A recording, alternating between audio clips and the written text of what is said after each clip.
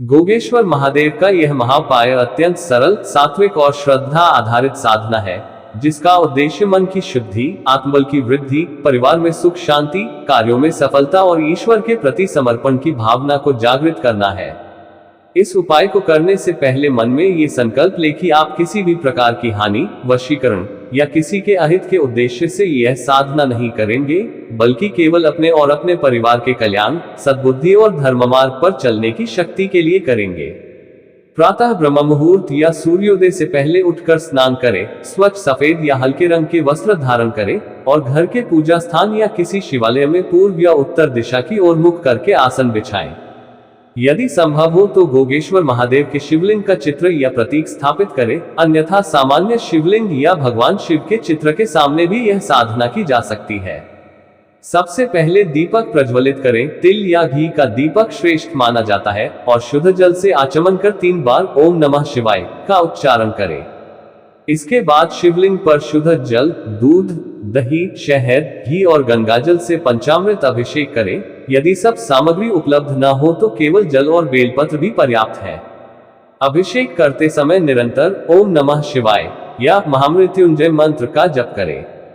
बेलपत्र चढ़ाते समय ये ध्यान रखें कि पत्र 3 पत्तियों वाला हो और उल्टा न चढ़ाएं।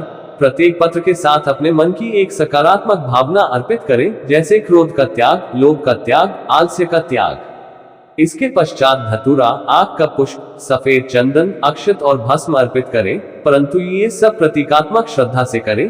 किसी भी वस्तु को अनावश्यक मात्रा में न चढ़ाएं। फिर कम से कम 108 बार ओम नमः शिवाय का जप रुद्राक्ष माला से करें। यदि समय अधिक हो तो 5 माला या 11 माला जप भी किया जा सकता है। जप के बाद शांत होकर 5-10 मिनट ध्यान करें और कल्पना करें कि शिवजी का प्रकाश आपके मस्तिष्क से हृदय तक उतर रहा है और सभी नकारात्मक विचारों को शांत कर रहा है। इसके बाद गोगेश्वर महादेव से प्रार्थना करें, हे भोलेनाथ, मुझे सत्य मार्ग पर चलने की शक्ति दे, मेरे परिवार में प्रेम और समरसता बनाए रखें, मेरे कर्मों को पवित्र करें और मुझे सद्बुद्धि प्रदान करें। सप्ताह में 1 बार सोमवार को व्रत रखें, केवल फलाहार करें या सात्विक भोजन लें और दिन भर किसी से कटु वचन न बोलने का नियम रखें। ये भी इस महाउपाय का महत्वपूर्ण भाग है। शाम के समय पुनः दीपक जलाकर शिव चालीसा या रुद्राष्टक का पाठ करें और अंत में आरती करें।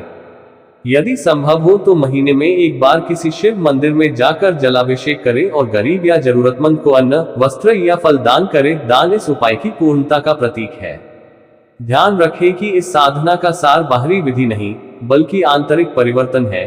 यदि आप नियमित रूप से 21, 40 या 108 दिनों तक यह उपाय करते हैं और साथ में सत्य, अहिंसा, संयम और परिश्रम का पालन करते हैं, तो धीरे धीरे मानसिक शांति, निर्णय क्षमता, आत्मविश्वास और जीवन में सकारात्मक परिवर्तन अनुभव होने लगते हैं।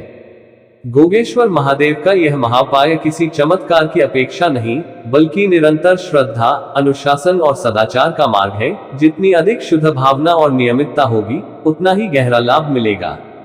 अंत में प्रतिदिन सोने से पहले 3 बार ओम नमः शिवाय कहकर दिन भर के कर्मों के लिए क्षमा याचना करें और अगले दिन को बेहतर बनाने का संकल्प लें। यही इस महाउपाय की वास्तविक सिद्धि है।